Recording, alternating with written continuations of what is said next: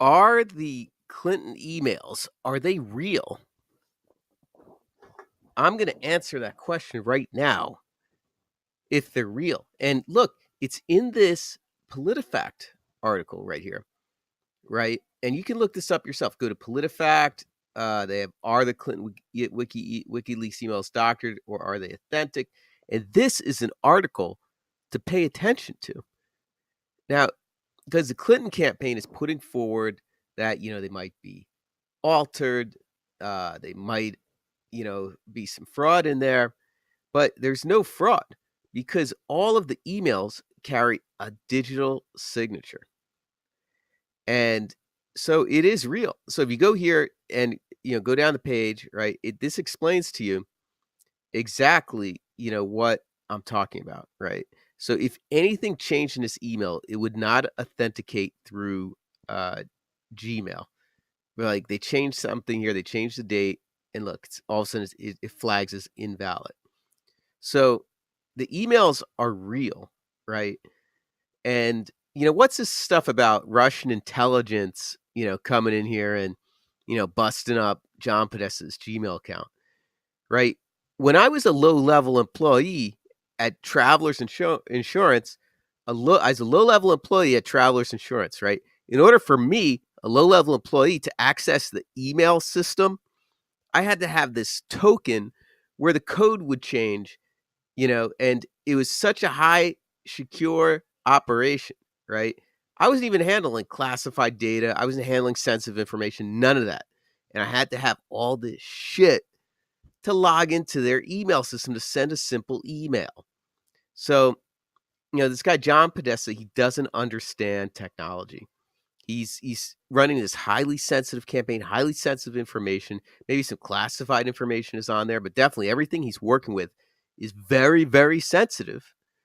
And he sits there and he gets on and he has this Gmail account with his own name on it, John Podesta. I mean, that's like walking down the street in a bad part of Brooklyn or the Bronx with $5,000 of cash in your hand. It's like, hit me now, and that's what that's what you get for having an email that's John Podesta at gmail.com.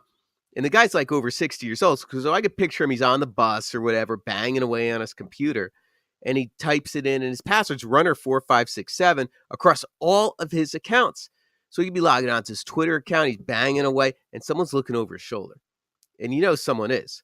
So, and it could have been one of his coworkers. Who knows who could have been? I even talked to someone who said, you know what, they don't even need to see him type in his password. They could just get into his account anyway.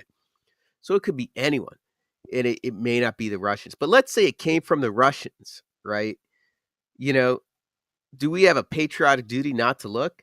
What about, do we have a patriotic duty not to look at Trump's tax returns? They blew that way out of proportion and stuff. And also when it comes to their emails, they've got a totally different story. We shouldn't look. It's the Reds, the red people, the Russians. And for the record, I don't have anything against the Russians. I just feel they're a competing country. They got competing interests. United States has their own competing interests. We all have these we're all competing against each other like, two opposing football teams. But they're not the enemy. They're just a competing country. That's it. So to sum it up, the emails are real. We should go ahead and read them. And if you don't read these emails, if you don't take them into account, then you shouldn't take into account Trump's tax returns or any of the shit that they dug up on Trump, So I'm looking at Podesta's emails, and I'm looking at it, and I'm wondering, should someone like Hillary Clinton become president? She got $12 million from Morocco, just for $12 million for a speech. That's insane. It's insane. $12 million, right? It's not if Hillary is corrupt, it is she is corrupt. And no matter how crazy, Trump might be, he's not going to be this corrupt. He's not going to be this criminal like Hillary Clinton. Because this is some real criminality, accepted $12 million, hid shit from the FBI. It just keeps going and going and going and going. Around here, you get arrested for just writing 2 or 3 wrong words on a police report. You get arrested, and She doesn't get arrested at all for anything. I bet she could get away with running someone over or shooting someone, you know, and she's very corrupt and she's too well known. So the point is we should look at the emails. The emails are real. They are authentic no matter what lies the Clinton campaign puts out.